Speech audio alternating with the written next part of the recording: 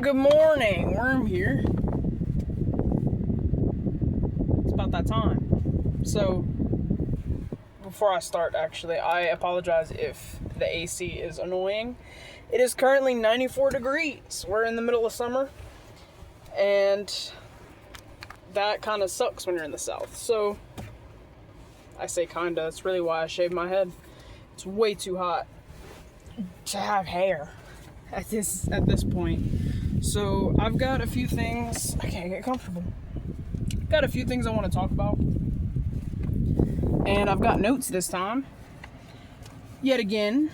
But the main topic that I'm gonna speak about today is how music can be a coping mechanism and how it saved my life personally.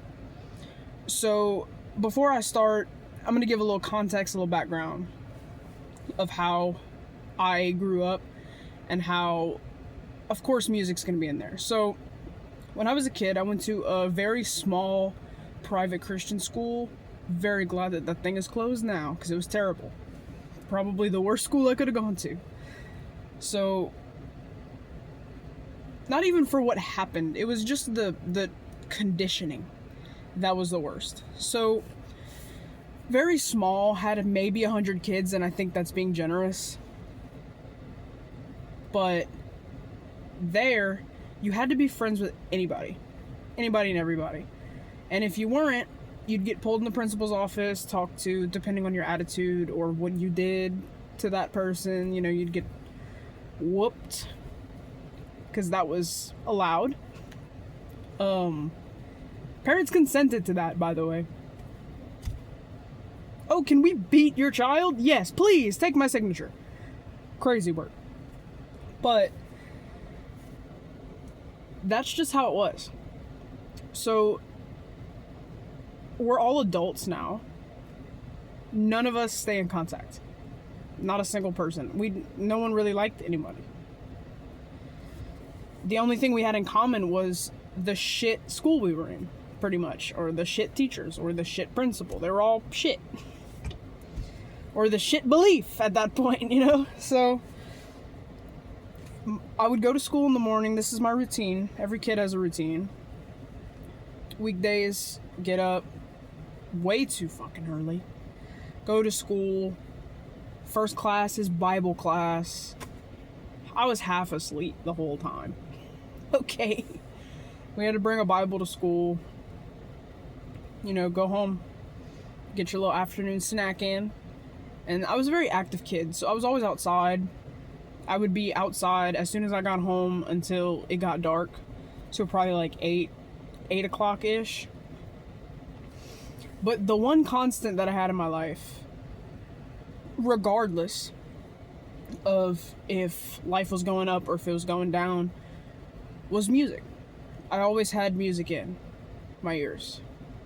I wore them things out. I had so many MP3 players over the years that only did that. They only played music. It wasn't anything fancy. I didn't need anything fancy. It did its job. You know, I had the little... It wasn't an iPod. It was like a knockoff, but it was like the little iPod Nanos with the clip on it. Wore that thing out. But after I came in, I would do a couple... depended on what I felt like doing. I would either listen to more music, or I would practice guitar because I was learning guitar at the time, or I would read a book. I was a very big reader back then. I'd love to get back to that now, but you know, I gotta make time for it. So I never really had friends come over, because looking back at it now, I didn't have any, and that's still true today. I don't have friends. I don't feel the need for friends, you know. So, but also, our house was built in like the 1900s, like early 1900s.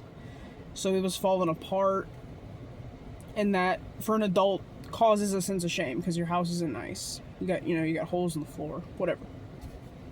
So I never had anybody over, so my day-to-day life was just me, because I practically raised myself too. So I was really the only thing that I had to go off of. You know, when you're a kid and you have friends, you know, you can cut up, you can bounce things off of them, you know, have a conversation. But it was just me, so I was just bouncing ideas off of myself. You know, kind of just talking to the brick wall at that point. But music was always constant. And eventually I started to, regardless of where I was, I always had an MP3 player and some headphones on me. If my parents would take me shopping, I say parents in the plural, but that's not important.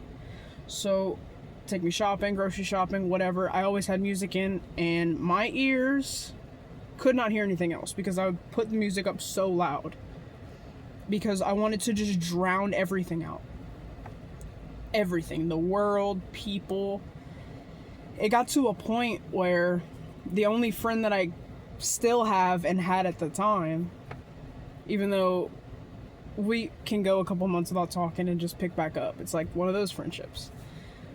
But we were in the car and her mom and my mom were very close friends, so of course, you know, we were always around each other, we're friends. So I would be in the back seat, I have my headphones in, and they had the radio going, but they could still hear my music because it was so loud. But if everyone around me knew, if I had my headphones in, to not try to talk to me because I can't hear you and I don't want to hear you. So it worked out in my favor.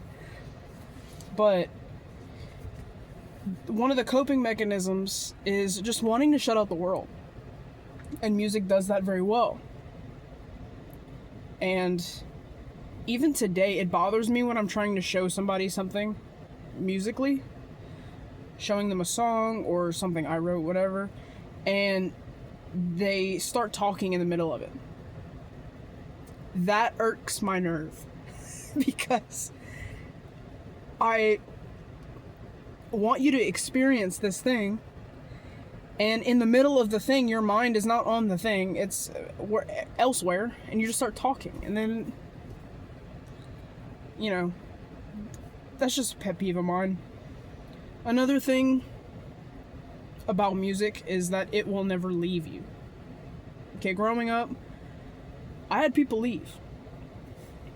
And when you have people leave that are supposed to be in your life, like everyone says, oh, my mom and my dad left. But, and I was very young too. It was not long after I realized that I had one, you know? So music will never leave you. And I think that's another one of the reasons that I clung to it so much, because it can't go anywhere. And it can cater to emotions that you have. Maybe you don't even know you have them, but you hear a song and you're like, ooh, that one kind of hit me in the heart. Deep in my soul, I felt that. And especially when you're a kid who shuts down very easily because your brain is trying actively to protect yourself, it can say what you can't. Because I know there's a lot of people who grew up in a place where